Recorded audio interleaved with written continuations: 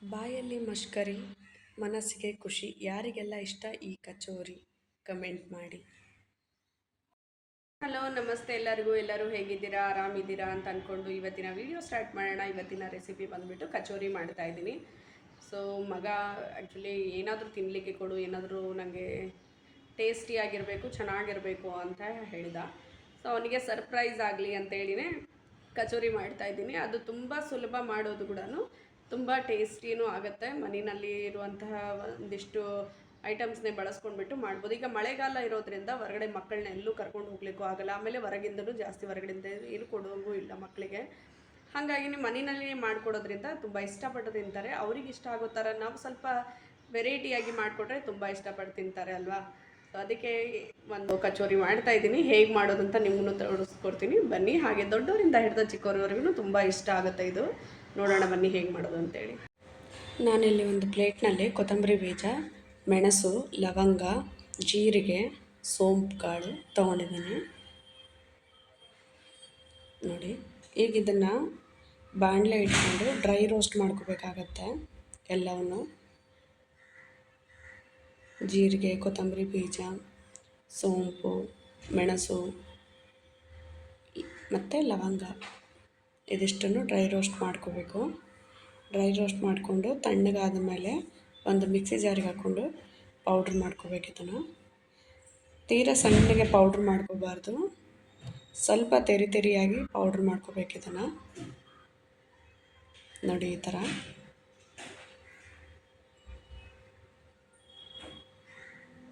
ಈಗ ಒಂದಿಷ್ಟು ನಮ್ಕೆನ ಮಿಕ್ಸಿ ಜಾರಿಗೆ ಹಾಕ್ಕೊಂಡು, ನಮ್ಕೆನ್ ಇತ್ತು ಅಂದರೆ ಹಾಕ್ಕೊಳ್ಳಿ, ಇಲ್ಲಾಂದರೆ ಹಾಕ್ಕೊಂಡ್ರೆ ಚೆನ್ನಾಗಿರುತ್ತೆ. ಅದಕ್ಕೋಸ್ಕರ ನನ್ನ ಹತ್ರ ಈ ಥರ ಖಾರದ್ದು ನಮ್ಕೆನ್ ಇತ್ತು, ಅದಕ್ಕೆ ಹಾಕ್ಕೊಂಡೆ. ನಾನು 1 ಗ್ಲಾಸಷ್ಟು ಗೋಧಿ ಹಿಟ್ಟಿಗೆ 2 ಸಣ್ಣ ಕಪ್ಪಷ್ಟು ಅಂತ ಸಣ್ಣ ಸೌಟಿನಷ್ಟು 2 ಸೌಟು ಮೈದಾ ಹಿಟ್ಟು ಹಾಕ್ಕೊಳ್ತಾ ಇದ್ದೀನಿ. ರುಚಿಗೆ ತಕ್ಕಷ್ಟು ಉಪ್ಪು,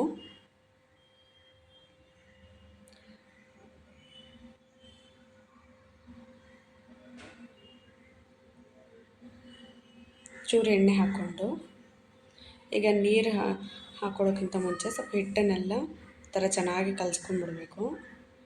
ಎಣ್ಣೆ ಉಪ್ಪು ಎಲ್ಲ ಮಿಕ್ಸ್ ಆಗಬೇಕು ಹಿಟ್ಟಿಗೆಲ್ಲ. ಅದಕ್ಕೆ ನೋಡಿ ಕಲಿಸಿದ್ರೆ ಈ ಥರ ಹಾಕಬೇಕು ಚೆನ್ನಾಗಿ. ಈಗ ಚೂರೇ ನೀರು ಹಾಕ್ಕೊಂಡು ಕಲಿಸ್ಕೊಳ್ಳೋಣ. ಈಗ ನಾವು ಪರೋಟೆಗೆ ಹೆಂಗೆ ಮಾಡ್ತೀವಲ್ವ ಸ್ಟಫಿಂಗಿಗೆ, ಸೊ ಆ ಥರ ಕಲಿಸ್ಕೋಬೇಕು. ತೀರಾ ಗಟ್ಟಿನಲ್ಲ, ತೀರಾ ತೆಳುವಲ್ಲ, ಆ ಥರ ಕಲಿಸ್ಕೋಬೇಕು ಹಿಟ್ಟನ್ನು ನೋಡಿ. ಈ ಥರ ಈಗ ಇದನ್ನು ಒಂದು ಡಬ್ಬಿನಲ್ಲಿ ಎತ್ತಿಟ್ಕೊಂಡ್ಬಿಡ್ತೀನಿ. ಆಲೂಗಡ್ಡೆ ತೊಗೊಂಡಿದ್ದೀನಿ ನಾನು, ಒಂದು 5-6 ಆಲೂಗಡ್ಡೆ ತೊಗೊಂಡಿದ್ದೀನಿ. ಈಗ ಇದಿಷ್ಟನ್ನು ಸಿಪ್ಪೆ ತಗೊಂಡು ಇಟ್ಕೋಬೇಕು. ಎಲ್ಲವನ್ನೂ ತುರ್ಕೊಂಡ್ಬಿಡ್ತೀನಿ. ಈಗ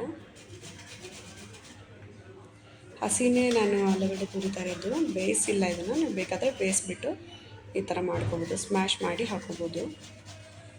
ಇದು ಮತ್ತೆ ಆಯಿಲಲ್ಲಿ ಫ್ರೈ ಆಗೋದ್ರಿಂದ ಬೆಂದು ಬಿಡುತ್ತೆ, ಏನು ತೊಂದರೆ ಇಲ್ಲ, ಚೆನ್ನಾಗಾಗುತ್ತೆ, ಹಸಿ ವಾಸನೆ ಏನಿರೋದಿಲ್ಲ.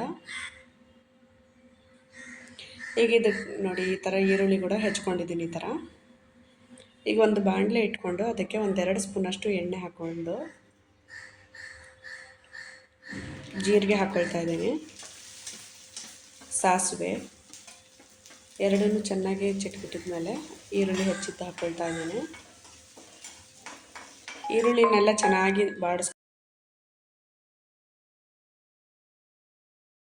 ಅಂದರೆ ತುರಿದು ಇಟ್ಕೊಂಡಿದ್ವಲ್ಲ ಅದನ್ನು ಇದಕ್ಕೆ ಮಿಕ್ಸ್ ಮಾಡ್ಕೊತಾ ಇದ್ದೀನಿ. ಈಗ ಚೆನ್ನಾಗಿ ಮಿಕ್ಸ್ ಮಾಡಿಕೊಂಡು ಸ್ವಲ್ಪ ರುಚಿಗೆ ತಕ್ಕಷ್ಟು ಉಪ್ಪು ಹಾಕ್ಕೊಳ್ತಾ ಇದ್ದೀನಿ. ಏನು ಪೌಡ್ರ್ ಮಾಡ್ಕೊಂಡಿದ್ವಲ್ಲ ನಾವು ಹುರಿದ್ಬಿಟ್ಟು ಅದನ್ನು ಇದಕ್ಕೆ ಸೇರಿಸ್ಕೊಳ್ತಾ ಇದ್ದೀನಿ. ಈಗ ಚೆನ್ನಾಗಿ ಕಲಿಸ್ಕೊಂಡ್ಬಿಡ್ಬೇಕು, ಆ ಮಸಾಲ ಎಲ್ಲ ಅದಕ್ಕೆ ಹೊಂದ್ಕೋಬೇಕು. ಅದಕ್ಕೋಸ್ಕರ ಜಾಸ್ತಿ ಎಣ್ಣೆ ಹಾಕೋ ಅವಶ್ಯಕತೆ ಇರಲ್ಲ, ಇಷ್ಟೇ ಸಾಕಿದ್ದಕ್ಕೆ. ತಳ ಹಿಡಿಲಾರ್ದಂಗೆ ಚೆನ್ನಾಗಿ ಕಲಿಸ್ತಾನೆ ಇರಬೇಕಾಗತ್ತೆ ನೋಡಿ. ಇದಾಗಿದೆ. ಈಗ ಅದು ತುರಿದಿರೋದ್ರಿಂದ ಜಲ್ದಿ ಬೆಂದು ಬಿಡುತ್ತೆ, ಅದಕ್ಕೋಸ್ಕರ ಸ್ವಲ್ಪ ಚಿಲ್ಲಿ ಫ್ಲೇಕ್ಸ್ ಹಾಕ್ಕೊಳ್ತಾ ಇದ್ದೀನಿ.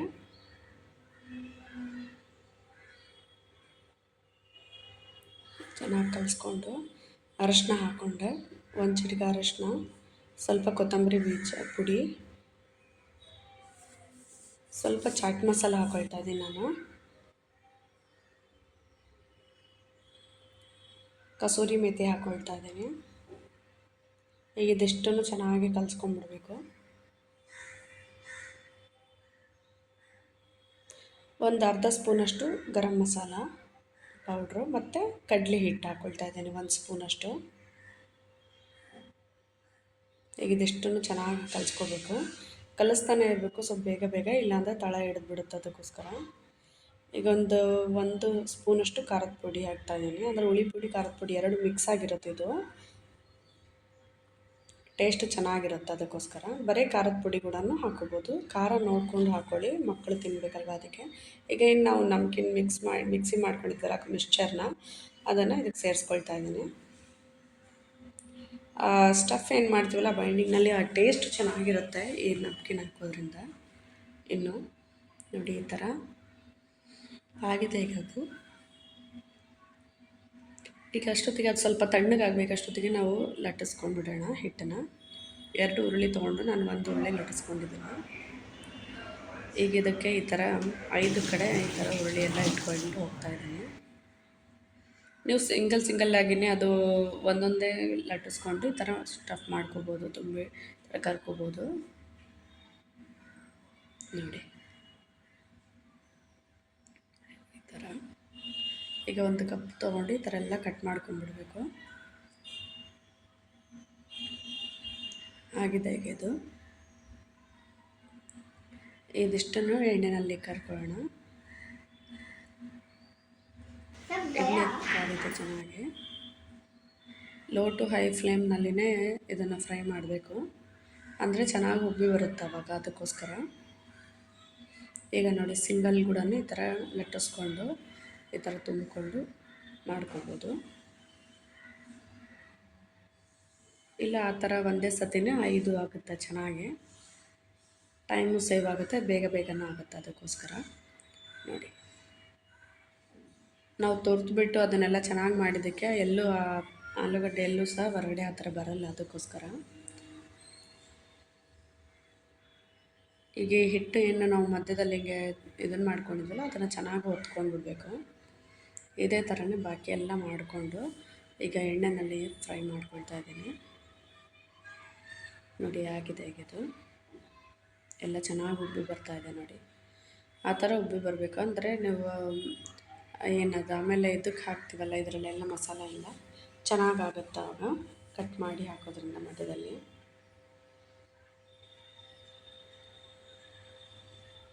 ನೋಡಿ ಈ ಥರ.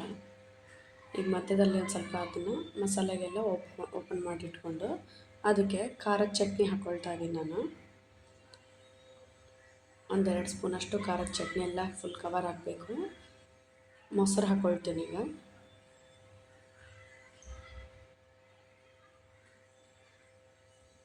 ಸ್ವೀಟ್ ಚಟ್ನಿ, ಖಾರದ ಚಟ್ನಿ ಮತ್ತು ಸ್ವೀಟ್ ಚಟ್ನಿ ರೆಸಿಪಿ ಬೇಕು ಅಂದರೆ ಕಮೆಂಟ್ ಮಾಡಿ ನನಗೆ.